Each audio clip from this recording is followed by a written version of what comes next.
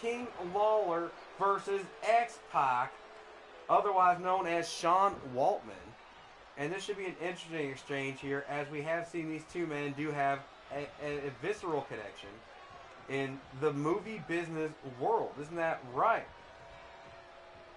Mr. Severn? This is Van the Beast Severn here. And yes, I actually do have some insight. You see, this match started due to its Twitter feud saying that Jerry the King Lawler, he just doesn't have his mojo anymore. Yeah, and the mojo here, as you can see, Jerry the King Lawler not dressed in his normal attire as you would normally see the King. The King has actually taken on the persona of a different King, and that is the one, the King of women himself, Elvis Presley. And one thing I can tell you about this match right now is X-Pac, or Sean Waltman, as you may know him from his Hollywood career, if you could say that, Dan. Is known for some pretty provocative movies, isn't that right? Yes, and that movie was Goonies 2. Electric Boogaloo. That's right, Dan. Goonies 2, probably one of the most provocative in the series. We actually saw former WWE superstar Chyna in that movie as well. She played Chunk, and it was a very respected role. Yeah, it was. I mean, I do feel that there was a time when the Goonies 2, though may not have gotten mainstream respect, or respect in terms of its straight to VHS release, was certainly one of the stronger in the series. If we're not counting the first Goonies, of course. And now we see X-Pac tossing Jerry the King Lawler straight over the top rope onto the bottom half. X-Pac climbing to the top rope. This could be bad news, and Lawler rolls right out of the way. Oh my God! And Sean Waltman's lacerating his rectum for a second time here tonight. Certainly not what he wanted to see here in this super competitive match. Jerry the King Lawler taking advantage of the referee's count here on the outside. This is a normal single falls match here, folks. You can get counted out, and right into the barricade there, you can see Sean Waltman welting in pain, just as he did when he first teared his rectum. But now we see he's recovered just as fast, which you love to see, Dan. You love to see people come back from their injuries better than they were before. Oh my God, and a springboard off the top rope. Here's the thing about Sean Waltman. You would assume he's feeling pain, but he's had 17 bumps of soma in the past 8 minutes. You see, what he does is he hides it in his ring tights, and every time he runs to the corner, he'll take another little bump. What an amazing abuse of rules you've just mentioned here, Dan, as we have a strict no drug policy here in this organization. But, I mean, you know, I guess if the referee doesn't see it, it doesn't count. Isn't that right? You know, Jerry Lawler initially wasn't going to take this match, and Sean Waltman egged him on, saying, how are you going to last in the bedroom with Alexis Texas if you can't last in the ring with the 1-2-3 Kid? Indeed, Jerry the King Lawler took extreme objection to Xbox's slanderous rumors on Twitter. And we do know Xbox being a major role player in adult movie. Oh my God, Jerry Lawler tossed right over the top rope onto that steel bottom here, folks. We do not have mats here. These men are completely subjected to the absolute horror of the steel outside. And we see Jerry Lawler come back in again with another straight punch from X-Pac. And this match has been highly contested here, as we see these both men just going back and forth. There's absolutely no sign of quitting either one of them, and oh my God. And if you look ringside, you'll see a compatriot to Jerry the King Lawler. Now going as the Fluffer, it's Robert, a.k.a. Bobby the Fluffer Heenan. That's right. I'm glad you mentioned that, Dan. Bobby the Heenan actually agreed to manage Jerry the Lawler here in this match because he himself wants a part of the stipulation, which is something we may not have actually mentioned. The stipulation of the winner of this match is more than just a title, Dan.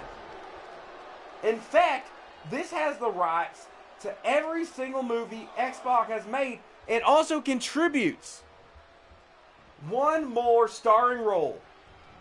And that role will go to either Jerry the King Lawler or X-Pac the 1-2-3 Kid. And let's talk about that film. Sexy Scandinavians in Saskatoon. Indeed, that is the name we've heard from the Green Light trailer.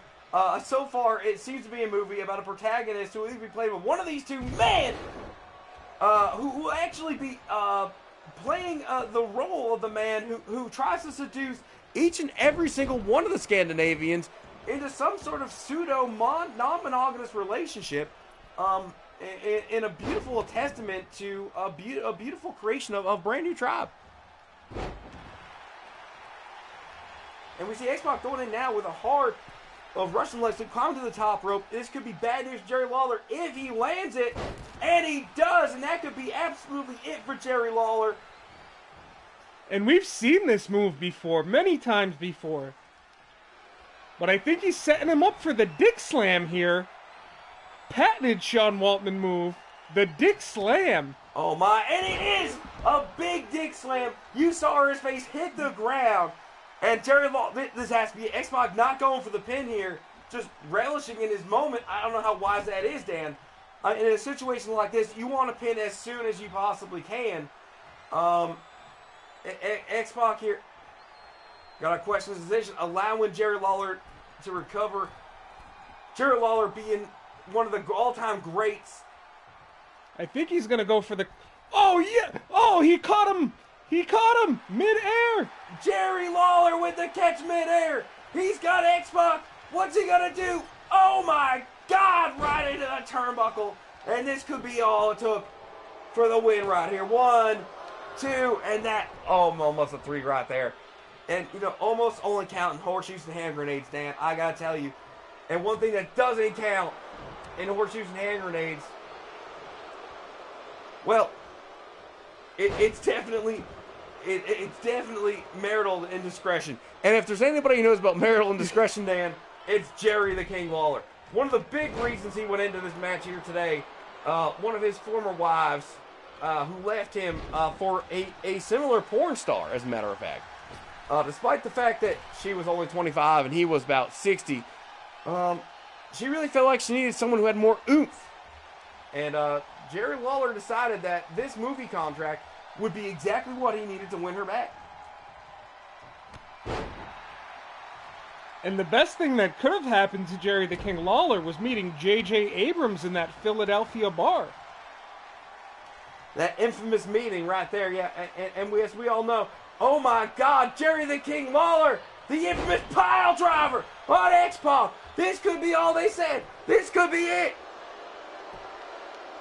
1, 2, 3, and that's it! Oh, and ladies and gentlemen, you can add an IMBD credit to Jerry the King Lawler's roster. Absolutely you can, Dan. This is an absolute crazy turn of events. Jerry the King Lawler, 60-plus years of age, gonna star in his very first pornographic film with those absolutely lucky Scandinavian women. This is exactly what he needed to get things back on track with his former wife, Miss Kitty. Isn't that right, Dan? Absolutely. And you can see here the instant replay, just that 3 count, that pile driver, absolutely unbeatable. And you got to question X-Pac not going for the pin after the Dick Buster. Oh my God! It's Scott Dawson. What is he doing here? Coming after the King of Lawlers. Perhaps he himself wants another contract. I don't know exactly what to make of it, but Lawler making short work of Dawson. Could we see it again? Another pile driver. My God, Larry. Jerry really is the King Lawler, is he not? He absolutely is. And now he's going to be the king of XNXX. Absolutely, folks. And we will keep you updated as to when Jerry's video releases around sometime next year. Until then, it's Ace Andrews and Van Den, the Butcher 7, signing off here. We hope to see you again real soon.